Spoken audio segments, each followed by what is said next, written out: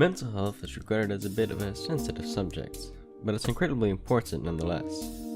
After all, we all have to deal with it at some point, although in varying degrees and manners. Then on the other hand you have video games, which in many people's eyes are still nothing but a relatively unhealthy hobby. However, even though these two things don't seem to have anything to do with each other, the last couple of years have seen many people in the video game industry incorporating aspects of mental health in their games, and vice versa. And although it seems like a strange combination at first, it seems that a number of these projects have been quite a success. Ever since their conception in the early 1950s, video games have been rapidly growing in both popularity and technical advancements. A study done by the Entertainment Software Association tells us that 65% of American adults play video games, and an estimate made by Nielsen, a media research company, estimates that the industry made $120 billion in global revenue last year alone. And although video games were always growing to be immensely popular, games such as Epic Games' Fortnite have turned gaming into a global phenomenon, even earning its spots on multiple news networks and TV programs.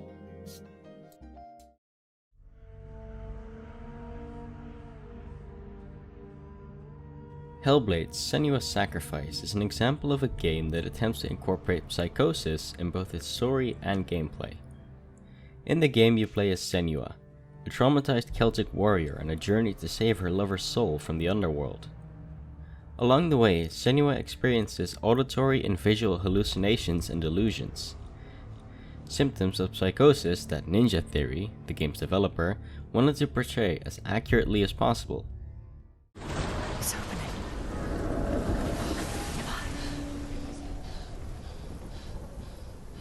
Who is it? It's coming. That song again. Is it? It's Hela. Yes, the source of the darkness. It's coming. This is your moment.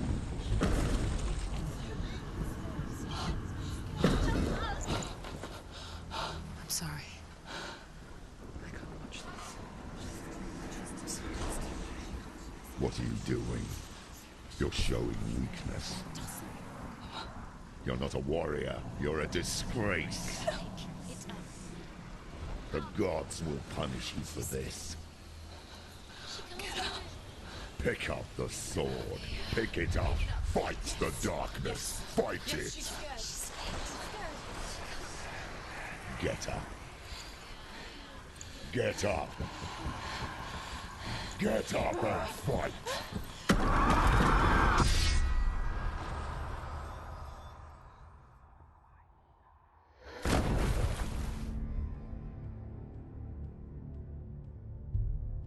During an interview, Professor Paul Fletcher, a neuroscientist who cooperated in development of the game, had this to say. We wanted to represent symptoms such as voice hearing and hallucinations, but also to go below the surface and explore what we know about normal perception. This idea, too, is deeply embedded in the game. The player becomes sensitive to the visual clues and illusions around them as they progress through the world. Ninja Theory set out to make an atmospheric adventure game, and made something that is capable of bringing attention and understanding to psychosis, and although it may not be perfect, it certainly is a praiseworthy feat.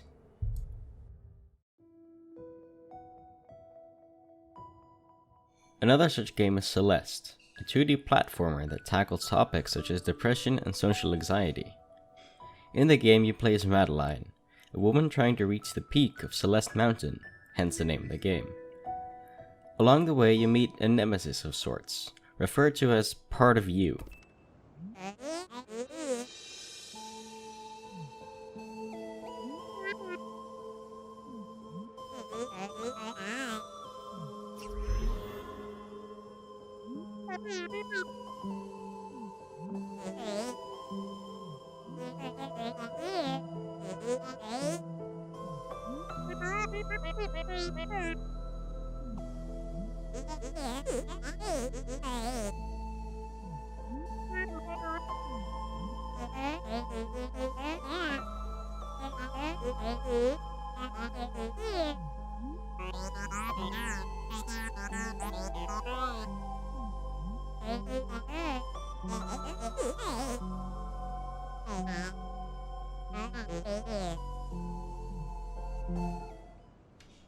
This being represents Madeline's suppressed thoughts and haunts Madeline, trying to convince her to give up on her goals.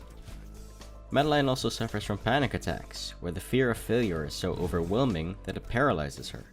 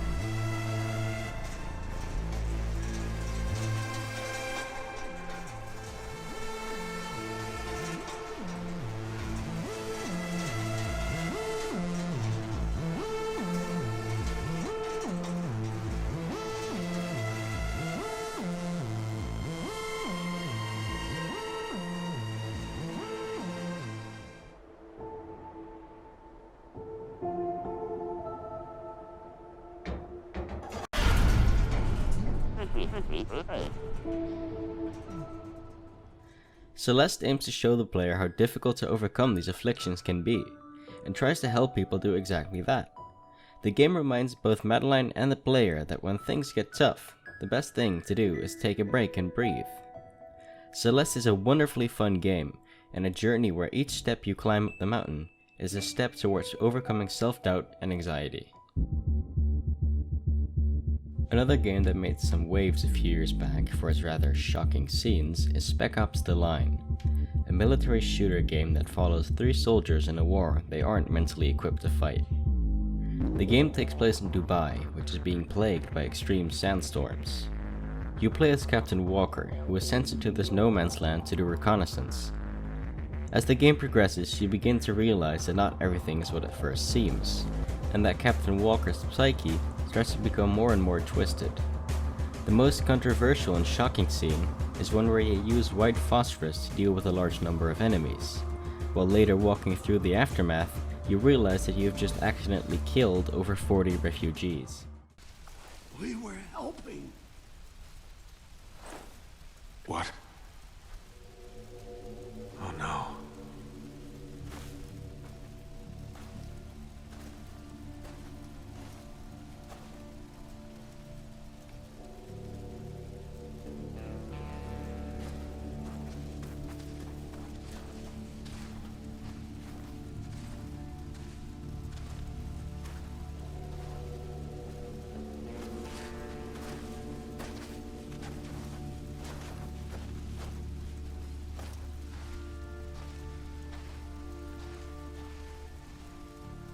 Are those civilians? Where'd they come from? There's no camp here. They took them from the nest. That hotel back at the storm wall? No, those can't be the civvies that got kidnapped. It's not possible. Yeah, it is. That's why Gould stormed this place. He didn't want the gate. He was trying to rescue his people. This is your fault, goddammit! Stop right there, Lugo. What it is, he wouldn't listen. Have a choice. He turned us into fucking killers. That's enough, Sergeant. No, control yourself. No. Spec Ops isn't trying to show you what fighting a war is like. Nothing could ever compare to that.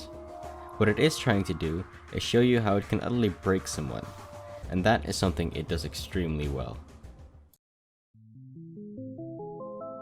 But it isn't just developers using aspects of mental health in their games, it works the other way around too. There have been a number of projects and organizations that have tried to use video games as a way to deal with mental health issues. Take Checkpoint for example.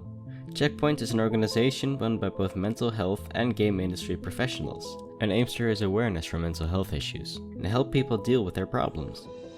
They select and promote games that can help people, work with live streamers to encourage mindfulness, and run a program called GamerMates. GamerMates is a pro-mental health gaming community. It helps you find people to play and talk with while being able to be at ease knowing you're in a supportive community, something that isn't always easy to find on the internet. Or take Child's Play for example, a charity organization that raises money and uses it to donate games and toys to hospitals and children's facilities all over the world. To date, they've raised over $44.5 million and donated to over 220 facilities, and their impact shows. Physical games like Xbox Kinect and Nintendo Wii have helped in physical therapy, and playing a game with a sibling or on a handheld can do great things to reduce stress. Studies even show that children that can play games while undergoing painful procedures request less painkillers. A testimonial from one patient reads, "Video games didn't save my life, and I didn't have a terminal disease, but they took what could have been one of the worst experiences of my life and made it one of my most positive hospital-related experiences to date." It seems that although video games and mental health don't appear to have anything to do with each other, they can be used together to great effect. Whether it is informing players of what mental health issues really mean, being a discussion starter on mental health, or helping people who might be having issues, it seems that video games can be a very positive influence given the right circumstances. So, there you have it. Video games and mental health. It may be an odd combination, but it does appear to be one that works.